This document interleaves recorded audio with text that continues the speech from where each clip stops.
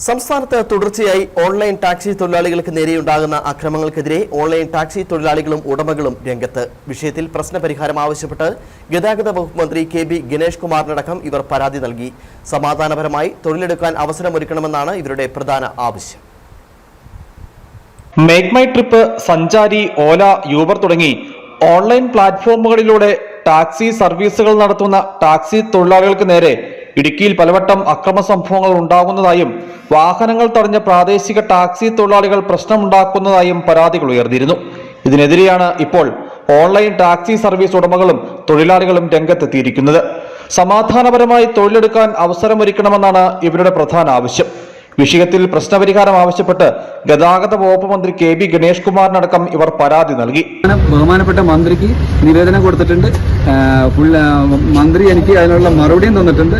ആ മറുപടിയാണ് ഈ കാണുന്നത്. ഞാൻ മന്ത്രിക്ക് നിവേദനം കൊടുത്താണിത്. ഈ മറുപടിക്ക് നിവേദനം കൊടുത്തതിന്റെ മറുപടിയാണ് ഈ കാണുന്നത്. എനിക്ക് മന്ത്രി ഇത് തന്നിട്ടുണ്ട്, മറുപടി തന്നിട്ടുണ്ട്. പരാതി കണ്ടു, പരിശോധിച്ച് ഉചിതമായ നടപടികൾ സ്വീകരിക്കുന്നതാണ് എന്ന് പറഞ്ഞ് പിന്നെ ഇപ്പോൾ അടുത്തൊരു കേരള സവാരി വരുന്നുണ്ട്. അപ്പൊ ഈ കേരള സവാരി ഇത് തന്നെയല്ലേ ചെയ്യുന്നത്. അപ്പൊ അവരെയും തടയും ഇവര്. ഇതൊന്നും നടക്കുന്ന കാര്യങ്ങളല്ല.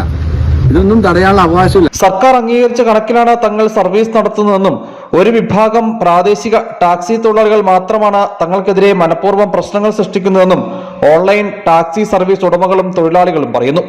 വിഷയത്തിൽ ഗതാഗത വകുപ്പ് മന്ത്രിയും മോട്ടോർ വാഹന വകുപ്പും അടിയന്തര നടപടി സ്വീകരിക്കണമെന്നാണ് ഇവരുടെ ആവശ്യം. News bureau, Adimali.